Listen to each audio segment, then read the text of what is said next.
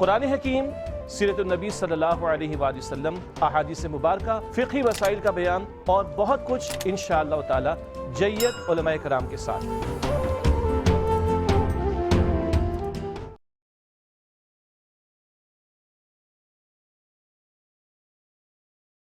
بسم اللہ الرحمن الرحیم، الحمدللہ رب العالمین والصلاة والسلام علی اشرف الانبیاء والمرسلین وعلی آلہ وصحبہ اجمعین۔ شاہد اللہ انہ لا الہ الا ہوا والملائکۃ واولو العلم قائما بالقسط لا الہ الا ہوا العزیز الحکیم، صدق اللہ مولانا العظیم۔ ناظرین گرامی قدر، حضرت غوث اعظم شیخ عبدالقادر جیلانی رحمۃ اللہ تعالی علیہ کے علمی اور عرفانی اور روحانی اسفار کے حوالے سے اور مدارج کے حوالے سے ہم نے اب تک گفتگو کی ہے۔ جب یہ آفتاب شریعت و طریقت مطلع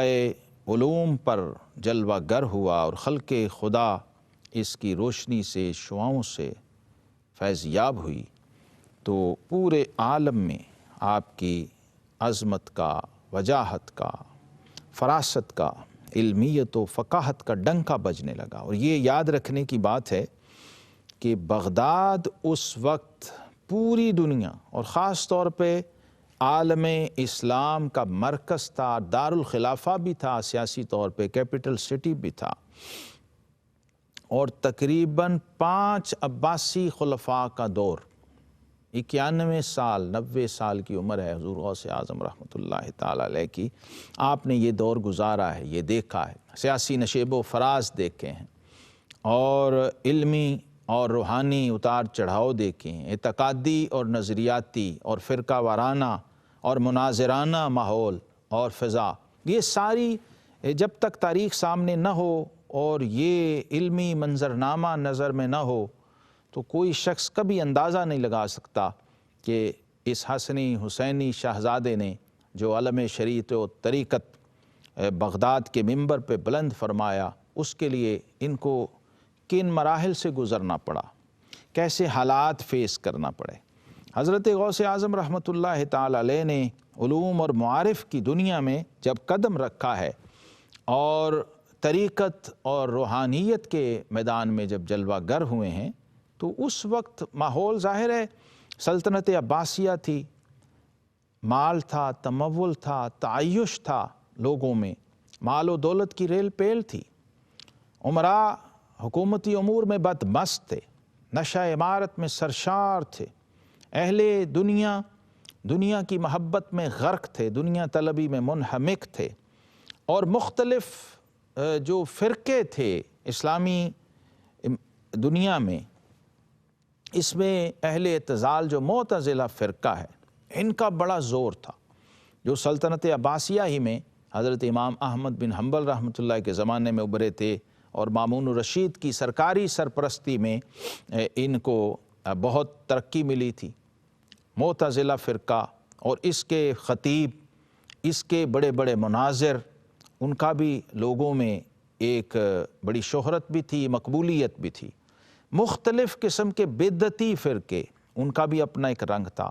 اور پھر دنیا دار سرکاری علماء سو جو ہیں، سرکاری درباری ملا جو دنیا طلبی اور جاہ و منصب کے دلدادہ ہوتے ہیں، وہ بھی اپنی جگہ شریعت کی بنیادیں کھود رہے تھے۔ جاہل صوفیوں نے، خام صوفیوں نے طریقت اور شریعت کو علیحدہ قرار دیا ہوا تھا۔ آپ اپنے قصیدہ غوثیہ میں خود فرماتے ہیں، درست العلم حتی صرت قطبا ونلت السعد من مولا الموالی۔ لہٰذا ایک ایسی مرجع خلائق ہستی بن کے حضور غوث اعظم رحمۃ اللہ تعالی علیہ سامنے آئے، جب پورے عالم اسلام کو خود خلیفہ وقت سمیت آپ کی جلالت اور ہیبت کا اثر ان پہ اتنا تھا کہ جہاں لوگ سرکاری دربار میں رسائی کو بہت بڑا اعزاز سمجھتے، وہاں عباسی خلیفہ المستنجد باللہ، المعتصم باللہ، واثق باللہ، یہ آپ کی بارگاہ میں حاضری کو بہت بڑا اعزاز و شرف سمجھتے تھے۔ اور حضور غوث اعظم رحمۃ اللہ تعالی علیہ کی جلالت شان اور ہیبت روحانی کا یہ عالم ہوتا تھا کہ آپ کبھی بھی خلیفہ وقت کے لیے تعظیماً کھڑے نہیں ہوئے، بلکہ خلیفہ آپ کے لیے تعظیماً کھڑا ہوتا تھا۔ اور جہاں پر ساری دنیا کی عرضیاں اور شکایتیں اور درخواستیں عباسی خلیفہ کے دربار میں جاتیں، وہاں پر عباسی خلیفہ کی شکایتوں کی جو درخواستیں تھیں اور اپلیکیشنز تھیں وہ دربار غوثیہ میں پیش ہوتی تھیں۔ حضرت غوث اعظم رحمۃ اللہ علیہ کی علمی جلالت اور روحانی مقام ایسا تھا کہ آپ نے خلیفہ وقت کو ایک موقع پہ خط لکھا تھا، اور خلیفہ آپ کے خط کے احترام میں کھڑا ہو گیا تھا اور آپ کے مکتوب مبارک کو اپنے سر پہ رکھا، اور جس میں حالانکہ اس میں خط میں آپ نے یہ لکھا تھا کہ اے خلیفہ، جو شریعت کا حکم ہے اس پہ عمل کر، اور جو تیری ذاتی خواہش ہے اس کو چھوڑ، اور یہ جو فریادی اپنی فریاد لے کے میری بارگاہ میں آیا اور مظلوم ہے اور تیرا قاضی اس پہ ظلم کر رہا ہے، اس کو ظلم سے روک، اور اس کی جو فریاد ہے اس کو سن کے اور اس کی داد رسی کر، ورنہ صبح ہم تخت خلافت پہ کسی اور کو بٹھا دیں۔ تو خلیفہ نے کہا کہ بے شک شیخ نے سچ فرمایا اور آپ کے حکم کی تعمیل کی جیسے آپ نے فرمایا تھا۔ یہ وہ کیفیت اور ماحول تھی۔ اسی طرح عباسی خلیفہ ایک دفعہ اشرفیوں کی تھیلیاں لے کر بھی نظر پیش کرنے بھی آپ کی بارگاہ میں آیا تھا، تو آپ نے وہ اشرفیوں کی تھیلیاں اپنے دستے غوثیت میں پکڑ کر جب ان کو نچوڑا تو اس میں سے خون کی دھاریں بہنے لگ گئیں اور خلیفہ کانپنے لگا۔ تو غوث اعظم نے فرمایا کہ اے مستنجد باللہ، اگر حضور علیہ السلام کے چچا عباس کی نسبت کا لحاظ نہ ہوتا تو میں یہ خون بہا کے تیرے محل کے ستونوں تک پہنچا دیتا، تاکہ لوگوں کو پتہ چلتا کہ تم خلق خدا کا خون چوس کر پیروں، فقیروں اور درویشوں کو نذرانہ پیش کر کے اس بلیک منی کو وائٹ منی میں تبدیل کرنا چاہتے ہو، جیسا کہ بعض لوگ کرتے ہیں۔ حضور غوث اعظم رحمۃ اللہ تعالی علیہ کا یہ طریقے رشد و اصلاح تھا۔ حاکم وقت سے لے کر ایک فقیر اور مزدور تک آپ نے رشد و ہدایت اور اصلاح کا فیض پہنچایا۔ پھر آپ کے تلامذہ بھی لا تعداد ہیں، ان گنت ہیں، ہر علم میں جتنے علوم میں آپ نے کمال حاصل کیا، پھر اسی طرح بڑے بڑے جلیل القدر ائمہ تفسیر میں، فقہ میں، حدیث میں، علم ادبیات میں وہ بھی سامنے آئے۔ وہ جو طریقت اور روحانیت میں ہیں وہ تو پھر الگ سے ہیں، جو اقطاب ہیں، ابدال ہیں، نجبا ہیں، اغواس ہیں،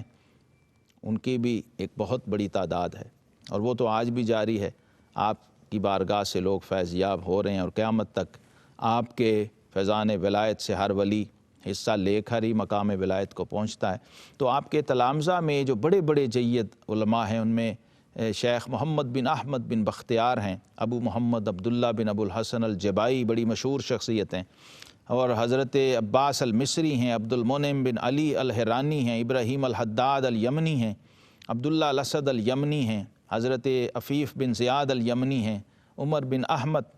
حضرت مدافع بن احمد، ابراہیم بن یشارہ العدلی ہیں، عمر بن مسعود البزاز ہیں، حضرت شاہ میر محمد الجیلانی ہیں، عبداللہ بطائحی ہیں، اور مکی بن ابو عثمان السعدی ہیں، حضرت عبد الرحمن ابو عثمان السعدی، عبداللہ بن حسین، ابو القاسم بن ابو بکر احمد، حضرت عتیق بن ابو القاسم، عبد العزیز بن ابو نصر، محمد بن ابو المکارم، عبد الملک،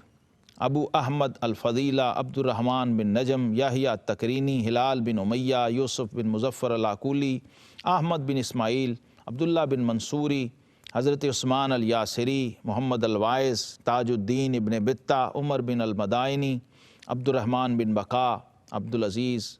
حضرت عبد الکریم بن محمد المصیری، عبداللہ بن محمد، عبد المحسن بن دویرہ، محمد بن ابو الحسین، دلف الحمیری، احمد ابن الدیبکی، محمد بن احمد المعزن، یوسف ہبۃ اللہ الدمشقی، احمد بن مطیع، علی بن نفیس المامونی، محمد بن اللیث الدریر، شریف احمد بن منصور، علی بن ابو بکر بن ادریس، محمد بن نصرہ، عبد اللطیف، محمد الحرانی وغیرہم رحمۃ اللہ تعالی علیہم اجمعین۔ عالمگیر شہرت تھی آپ کی، اور لوگ آپ کی مجلس واعظ میں کھنچے چلے آتے تھے، اور یہ حال ہوتا تھا کہ گرم ہے مصر کا بازار تیرے کوچے میں، آتے جاتے ہیں خریدار تیرے کوچے میں۔ حاضرین نے مجلس یہ 70,000 تک ہوتے، اور بغیر کسی ساؤنڈ سسٹم کے آخری آدمی بھی ویسے ہی سنتا جیسے پہلا آدمی سنتا تھا۔ اکابر مشائخ عراق، علماء کرام، مفتیان اعظام، بلکہ اہل سیر نے لکھا ملائکہ کرام، جنات، رجال الغیب، حضرت خضر علیہ السلام وہ بھی شامل ہوتے تھے۔ اور آپ کی مجلس واعظ کی ہیبت و جلالت کا یہ عالم ہوتا تھا کہ کہتے ہیں کہ سانسوں کے چلنے کی آواز بھی لوگ ایک دوسرے کی سن رہے ہوتے تھے، یعنی پین ڈراپ سائلنس جسے ہمارے دور میں کہا جاتا ہے، اس میں بھی شاید سانسوں کی آواز نہ آتی ہو، ایسی کیفیت ہوتی تھی۔ اور بڑے بڑے جید اکابر بزرگ جو ہوتے، شیخ فقی ابو الفتح، شیخ ابو محمد محمود، امام ابو حفص عمر، شیخ ابو محمد الحسن الفارسی، شیخ عبداللہ بن احمد الخشاب، امام ابو عمر عثمان الملقب بالشافعی زمانہ، جن کو لوگ کہتے تھے شافعی زمانہ، وہ غوث پاک کی محفل میں بیٹھ کے استفادہ کر رہے ہوتے۔ شیخ ابن القیزانی، شیخ فقیر اسلان عبداللہ بن شعبان، شیخ محمد بن قائد العوانی، شیخ عبداللہ بن سنان، شیخ حسن بن عبداللہ رافع الانصاری، شیخ طلحہ، شیخ احمد سعید، شیخ محمد بن اظہر، شیخ یحییٰ ابن البرکہ، شیخ علی بن احمد، اور قاضی القضاة چیف جسٹس اس وقت عبد الملک بن عیسیٰ، شیخ عثمان، شیخ عبد الرحمن بن عثمان، اور بڑے بڑے لوگ، شیخ عبد الجبار بن ابو الفضل، شیخ علی بن ابو ظاہر الانصاری، حضرت شیخ عبد الغنی ابن عبد الواحد المقدسی الحافظ، حافظ الحدیث اور حنابلہ کے جلیل القدر امام، جو لوگ جانتے ہیں انہیں پتہ، امام موفق الدین عبداللہ بن احمد بن قدامہ المقدسی الحنبلی، علامہ ابن تیمیہ کے شیخ،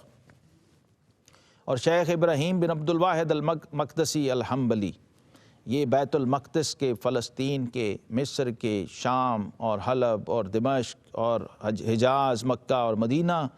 کے لوگ آ کے، اور افریقہ تک سے لوگ آ کے حضور غوث پاک کی محفل میں علمی، روحانی اور عرفانی استفادہ کیا کرتے۔ رجال الغیب بھی آتے تھے۔ تو آپ کے صاحبزادے حضرت شیخ عبد الرزاق رحمۃ اللہ تعالی فرماتے ہیں، ایک دفعہ میں آپ کی مجلس میں بیٹھا تھا تو میں نے آسمان کی طرف نظر اٹھائی، تو تھوڑی دیر میں دیکھتا رہا تو میری ٹوپی جو تھی وہ جلنے لگی، آپ نے وہ ٹوپی پھاڑ ڈالی اور اسی اثناء میں اپنے تخت سے اتر کر اسے بجھا دیا، حضور غوث پاک رضی اللہ تعالیٰ اس آگ کو بجھا دیا، اور فرمایا عبد الرزاق تمہارے قلب میں بھی وہی آگ شعلہ زن ہے جو تمہاری ٹوپی پہ لگی ہوئی ہے۔ ایسے حالات اور ایسی کیفیات آپ کی محفل میں ہوا کرتی، اور لوگ کہتے تھے کہ جو ہم سوچتے غوث پاک اسی پہ گفتگو شروع کر دیتے۔ بڑے بڑے جید علماء بھی ہوتے تھے اس زمانے میں، علامہ ابن الجوزی رحمۃ اللہ تعالی علیہ جیسے محدث اور واعظ اور فقیہ بغداد میں موجود تھے، جن کا لاکھوں کا حلقہ ہوتا تھا، تو اور وہ صوفیہ کو اتنا مانتے بھی نہیں تھے اور پیروں اور درویشوں وغیرہ کے قائل بھی نہیں تھے، لیکن علامہ ابن جوزی رحمۃ اللہ تعالی علیہ بھی جب حضور غوث پاک کی محفل میں حاضر ہوئے ایک شاگرد کے کہنے پر جو غوث پاک کے مرید تھے، تو انہوں نے بھی یہ منظر دیکھا کہ شیخ جب قرآن کی تفسیر کرتے ہیں تو دریا بہاتے ہیں، علوم و معارف کے سمندر ٹھاٹھے مار رہے ہوتے ہیں، لیکن ناظرین محترم حضور غوث اعظم کا کمال یہ تھا کہ صرف ظاہری واعظ یا تقریر اور صرف کیلو کال تک آپ کا معاملہ محدود نہیں تھا، بلکہ معمول یہ تھا کہ جب گفتگو مکمل کرتے تو آپ فرماتے کہ نترک القال و نرجع الی الحال، اے لوگو اب ہم کال کو چھوڑتے ہیں اور حال کی طرف آتے ہیں۔ اور جب یہ کہہ کر آپ کلمہ طیبہ کی ضرب لگاتے لا الہ الا اللہ، تو مجمع پر ایک جذب و حال، وجد اور استغراق کی کیفیات طاری ہوتی، اور لوگ عالم وجد میں اپنے کپڑے پھاڑ دیتے اور لوٹ پوٹ ہو جاتے زمین پر، بلکہ روحیں پرواز کر جاتی تھی، اور 70 جنازہ آپ کی مجلس سے اٹھ جایا کرتا تھا۔ تو علامہ ابن الجوزی جنہوں نے اس زمانے میں تلبیس ابلیس نامی کتاب بھی لکھی، تنقید بھی کی تھی صوفیاء پر، اس زمانے کے علماء پر، تو جب آپ کی مجلس میں آئے اور یہ منظر اور یہ کیفیت اور حال دیکھا تو انہوں نے بھی اپنا جبہ پھاڑا اور لوٹ پوٹ ہو گئے وجد میں، اور کہنے لگے کہ شیخ آج سے ہم بھی کال کو چھوڑتے ہیں اور حال کی طرف آتے ہیں۔ تو آپ کی بزم میں یہ عجیب عالم تھا کہ مردہ کوئی کشتہ، کوئی بسمل کوئی زخمی، مردہ کوئی کشتہ کوئی بسمل کوئی زخمی، کوچا بھی نمونہ ہے تیرا روز جزا کا۔ حضور غوث اعظم رحمۃ اللہ تعالی علیہ کے علمی کمالات، معارف اور پھر آپ کی تصنیفات کے آگے تفصیلی تعارف پر انشاءاللہ ہم آئندہ نشست میں گفتگو کا شرف حاصل کریں گے۔ وآخر دعوانا ان الحمد للہ رب العالمین۔